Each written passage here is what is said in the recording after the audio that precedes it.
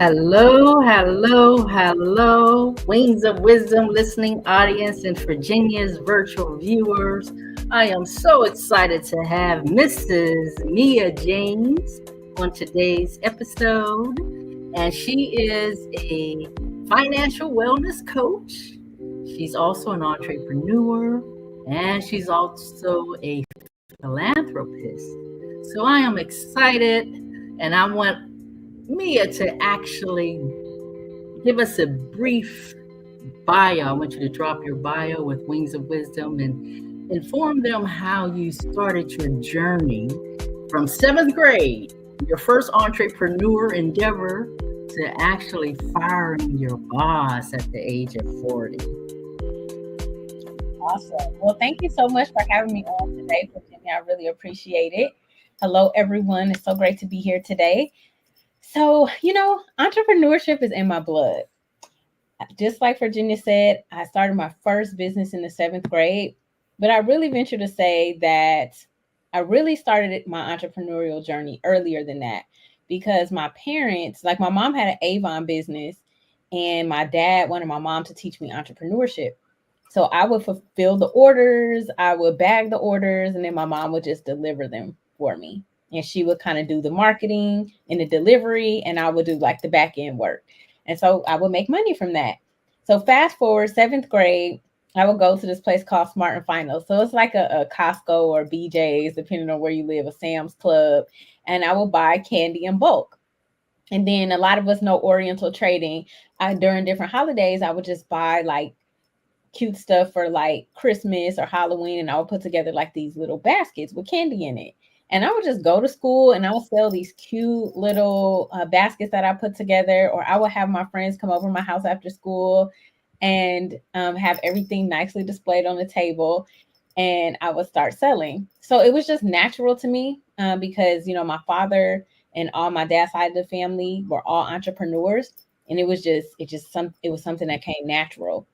So fast forward, I actually got my degree in economics because I was just always fascinated with like, how does money work? How do you make it grow? Where does it come from? All of this. So before that, actually in 12th grade, I actually competed in a stock market game. And that is how I got introduced to the stock market. Unfortunately, my father would not let me compete because I was the only girl. And so any parents out there, look, if your kid has a dream, please let them pursue it, because I know I would have been much further along if I had pursued that passion. But unfortunately, I was not allowed to do so, but I was really good at it. I won the, class game, and I started investing when I was about 16. I opened up an account with the help of my parents, but then I kind of let that go for some time. So college comes, I am there with studying economics. Then I ended up getting into education. And just like Virginia said, at 40, I ended up firing my boss after a 15-year journey in the field of education, because I realized, one, I was in a work environment that was pretty toxic for my mental health and physical health. And two, my passion has always been to help people understand money and make their money work for them so that they can live the lifestyle that they truly desire to live. Wow, wow, wow. Wings of Wisdom listening audience, are you understanding these golden nuggets on her journey? So she got tired of the rat race in the corporate arena. And I had one coach who said we just went from the plantation to the corporation, but that's another topic on another day. Amen. But it's amazing that you had this in your youth, and now you actually are inspiring women and empowering women now to achieve not just physical but holistic in the wellness in their holistic and in their finances. So your method of teaching, how do you actually incorporate that holistic financial wealth mindset? I'm so glad you asked about that. So I actually started my business Beyond the Business with self-care in mind. So remember, I came from a toxic work environment and I was really sick. Even from high school all the way through, I would say 2018, I always had some type of illness. And ladies, I don't know if men watch too, but fam, stress is a killer. It will take you out in so many ways. It's a silent killer. And we have to stop normalizing stress, whether it's from work, family, anywhere in between. And so I took a stance and I was like, you know what? I have to do something different about my health.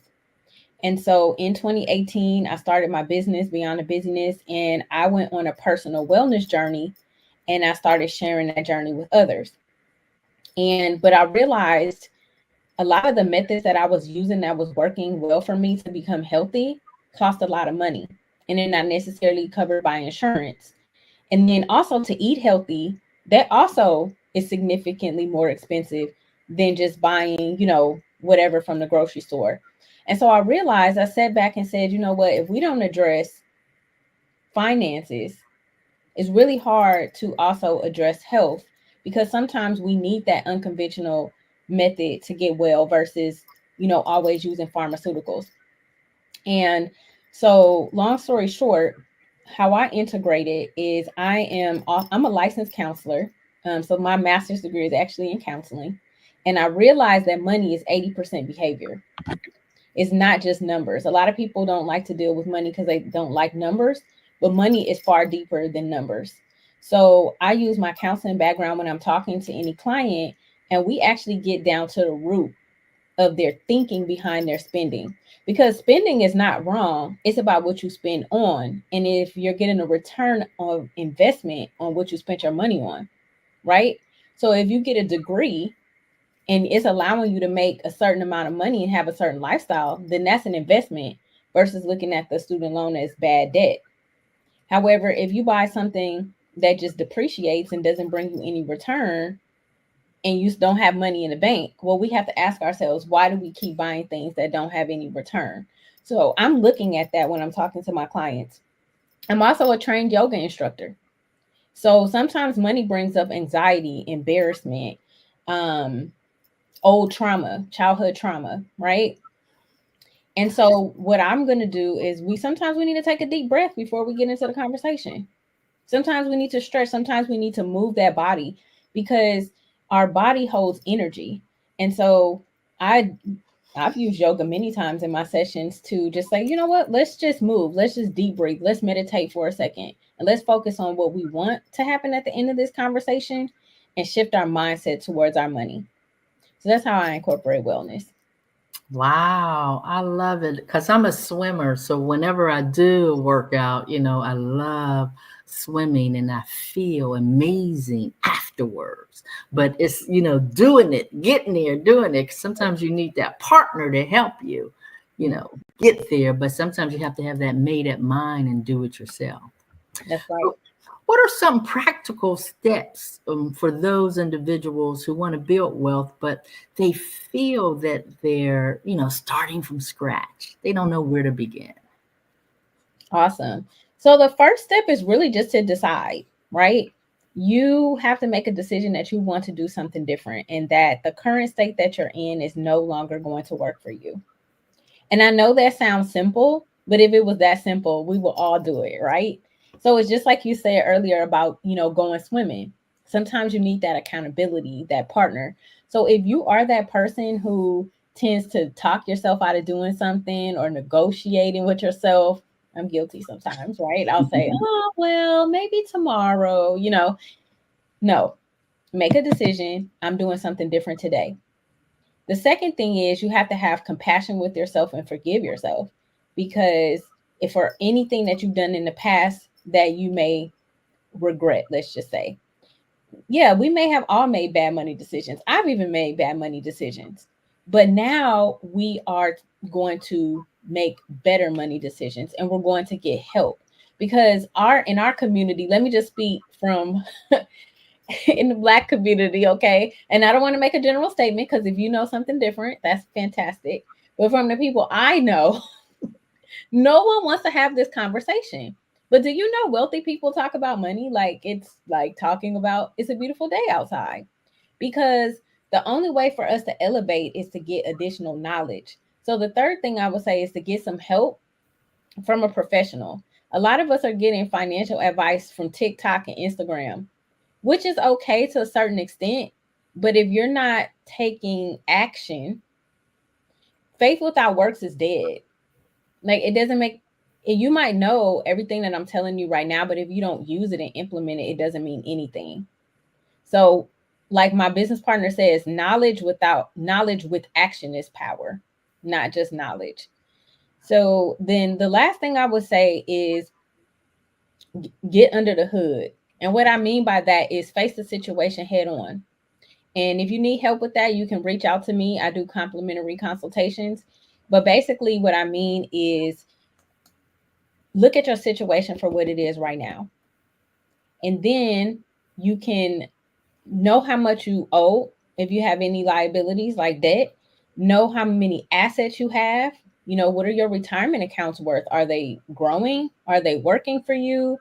Know how much expenses you have, because a lot of times you have your money on autopilot and you're paying for something you haven't used in years. So you got to get under the hood. I have a whole system. Like if I pass away today, God forbid, my husband can go in a drawer in my safe and he can get everything he needs and he is going to be very wealthy. I was like, go have a vacation, go do, I have everything, my will, my trust, everything set up. Make it easy for your family. Create a legacy drawer where all you have access to your accounts, who's the beneficiary. Oh, and change your beneficiaries if you had a change in life, like you've gotten divorced, you've gotten married, you've had children. Make sure you are on top at least yearly, looking at your assets and accounts to make sure everything is up to date, because you do not want your family to lose wealth because you weren't on top of this.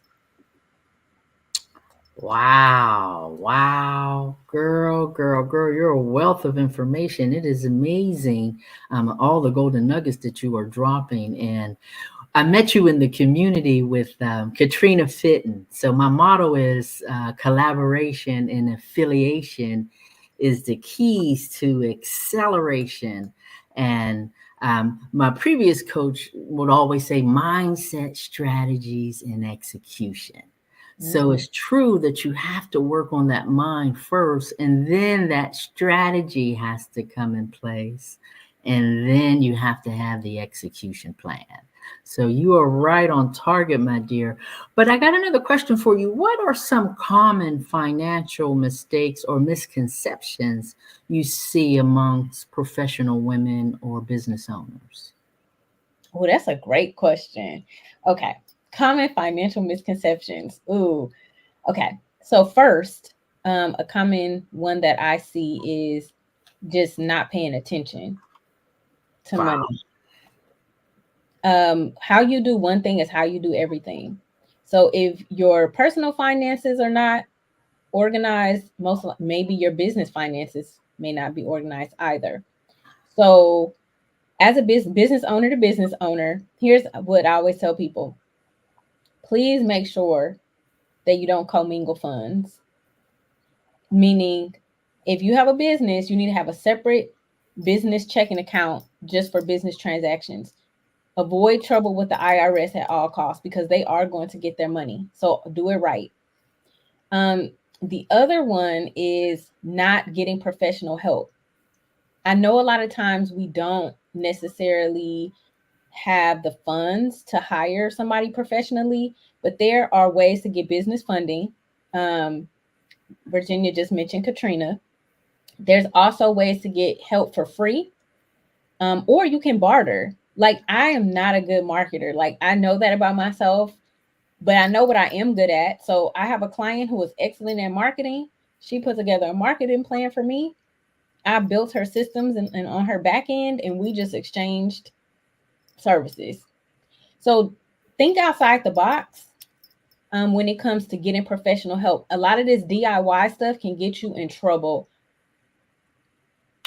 Yeah, I'm gonna say that it can get you in trouble. I have an attorney, I have a CPA, and a tax strategist.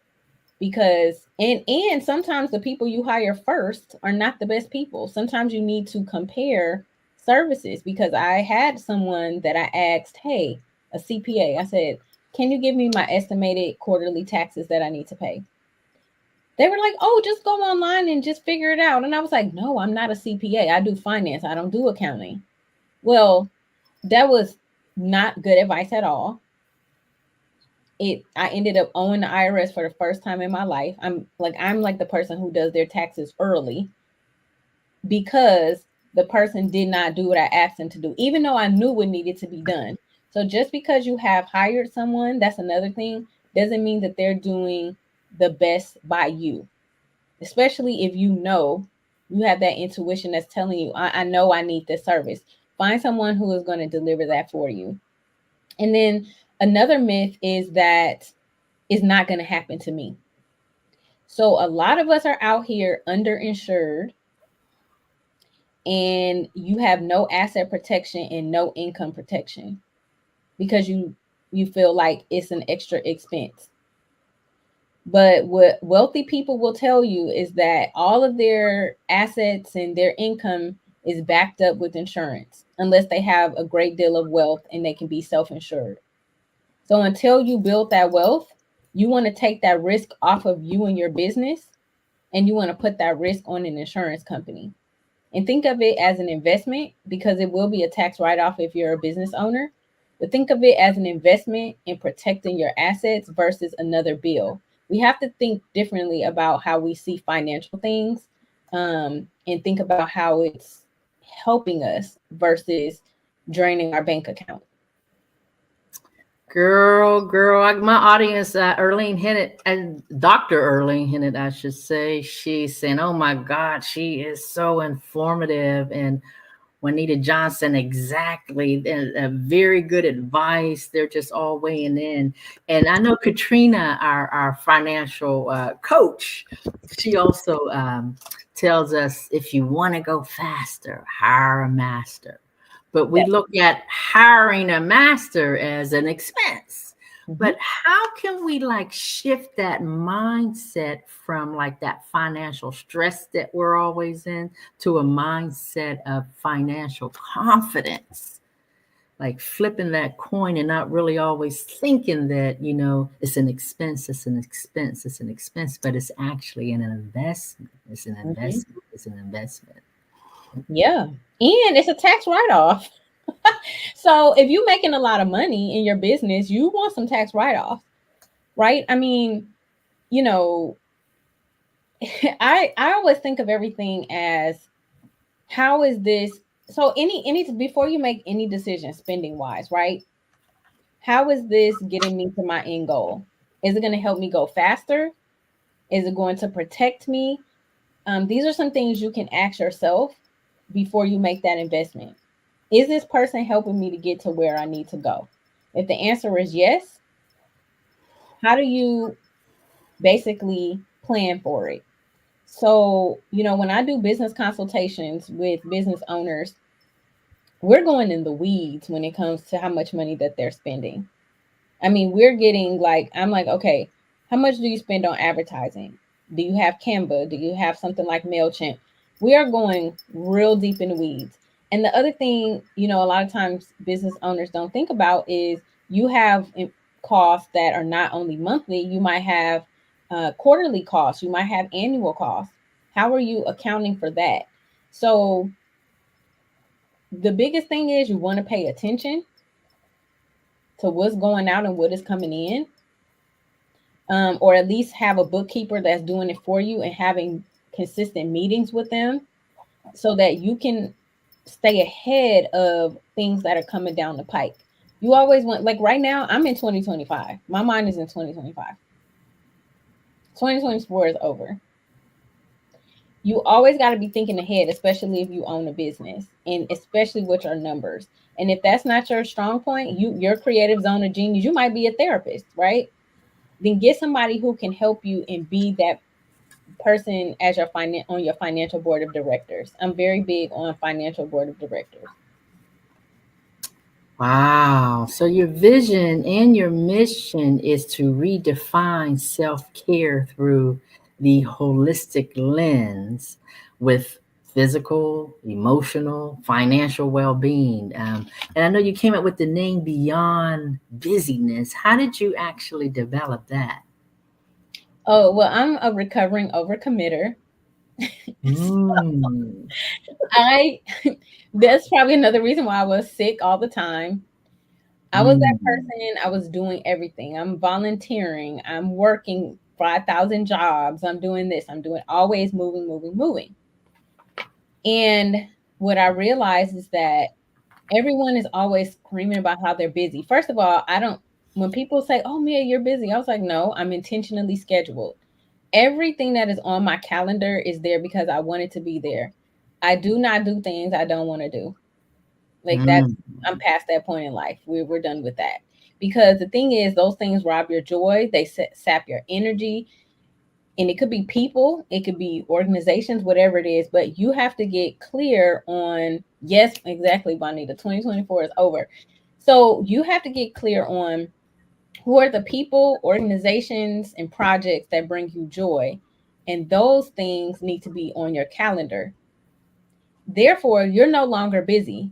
So every Saturday, I take a Sabbath, my Shabbat, right? I tell people on Saturday I'm Jewish. Okay. I'm taking a Shabbat. I may answer the phone, I may not, but that is my day to refuel and recharge.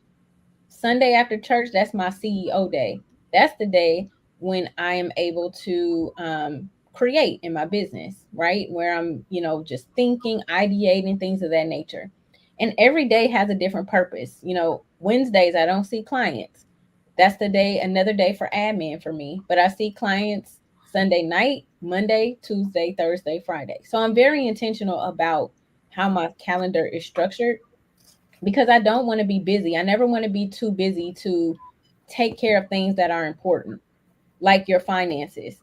You can put it off, but tomorrow is not promised for any of us, truth be told. And as business owners, especially if you have people that are dependent on your income, you want to make sure your legacy is secured. And the only way we can do that is if we carve out the time, we're intentional, and we don't procrastinate. Because again, tomorrow is not promised. Wow, girl, when you said joy, I had a coach. She's actually on Miss Jacelyn Blankenship. I've had from 2020 walking away from the airline industry to now. I had coach after coach after coach, and I'm getting ready to hire you, just so you know. you know. But she would always tell me in our initial sessions, what brings you joy? That was one of her main focal points. What brings you joy? And that's why Wings of Wisdom was birthed, because that brings you joy. And not only that, Wings of Wisdom is built on biblical principles, and that's one of the fruits of the Spirit. There's 9 fruits of the Spirit, and joy is in there. So that's key, and being intentional is vital.